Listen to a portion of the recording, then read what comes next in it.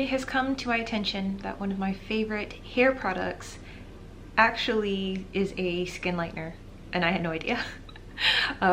You guys have probably heard me talk about rice water, but not just regular rice water, like where you take rice and you just pour water over it and then you use the water, like fermented rice water. So like the stuff that really smells.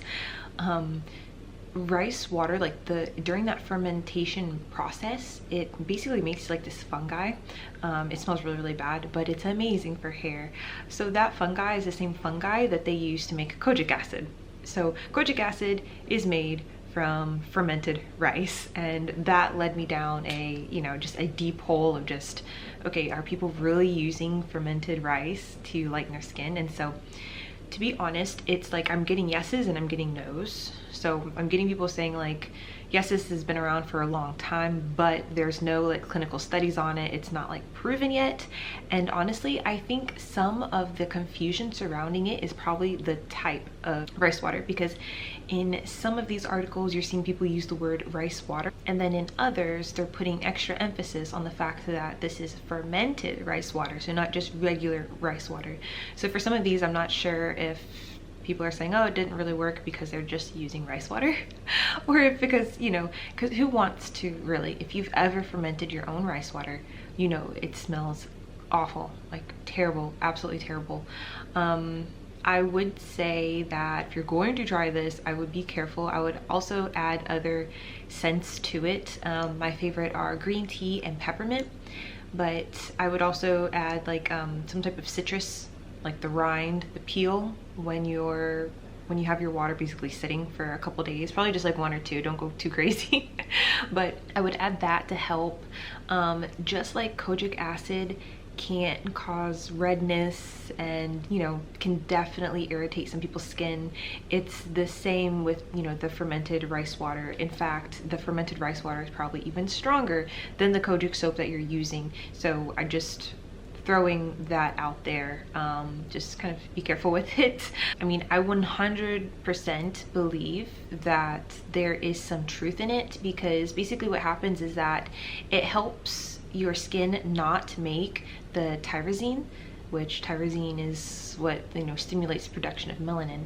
And so to use this, like, you can't just like put it on your skin and then like wash it off. Like, I think this is like you're putting it in a spray bottle, you're spraying your body, or you're like lying in a tub of it and you're letting it marinate for like quite a while. I'm trying to think in my head how to do this, if it would be better to try as an overnight thing, or if that would be too drying for the skin.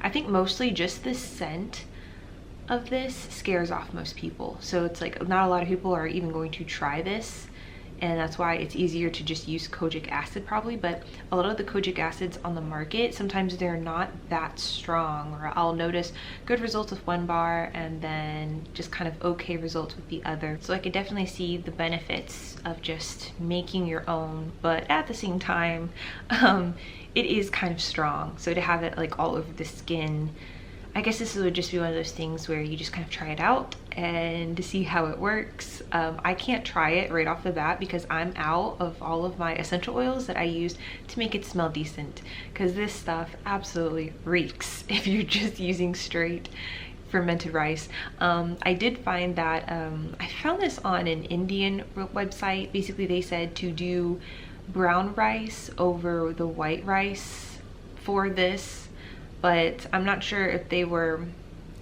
more saying that because it's supposed to be eaten internally, and obviously in this case we're using it for external use. This is about food that was like healthy for your skin and skin brightening. I don't know, I think I have mostly brown rice. Like, when it comes to your hair, it doesn't really matter if you want to use fermented rice water. Either or is going to really help. Usually I'm using brown rice for my hair, but I have used jasmine rice in the past, and jasmine rice just like smells really good, so that's why I liked using it for that sweet scent. But basically this will be something that I most likely will be trying out as soon as I get those 2 very important essential oils restocked. I need the peppermint and I need the tea tree, because those make such a difference in the scent and make it worth using. Right now as a topical on my skin, I'm using the hibiscus tea as well as the chamomile tea, and so I mix them together. I tried the hibiscus tea just by itself for like a week maybe, and honestly I love it more with the chamomile. So if you have hibiscus versus chamomile, I would either mix them both together or go chamomile. I really liked the results I was getting with the chamomile before I started doing obviously my skin peel. Now thankfully my skin is completely peeled and it's time to use topicals. Though I've been using the topicals to help speed up the process, but I did that maybe within the last 4 to 5 days, so I didn't do it the entire time. Also, I was looking into more information on retinoids, so like tretinoin and all that great stuff, and how they actually help whatever you're putting on top of your skin absorb better. So you know there is like a window after you do like a full body peel where that new baby skin, whatever you put on it, it's going to be absorbing your products at a much quicker rate, at a more effective rate. Well, this, when you're using tretinoid or some type of retinoid all over your body, though usually we just use it for like face or acne, or you know, wherever you have acne basically, so chest, it could be back, it could be all those three. But when you're adding it for full body, it could also help what other products you're using as well. And so I'm looking into that, and I probably will be getting my prescription of tretinoin because I don't have any tretinoin right now, but I will most likely be getting that refilled so I can get, you know, a full bottle. I think once you have the prescription for it, you can buy it for within the US for as low as $40. You just kind of have to shop around between Walgreens and Walmart pharmacy, and what was that other one? Can't think of the other pharmacy, but sometimes like they'll have good really good sales on it, and yeah, you can get it like for under $40, which is great. Other times it's a little bit more than that. I don't know exactly how much, but tretinoin is just really good to have, especially if you have acne. It can really help you.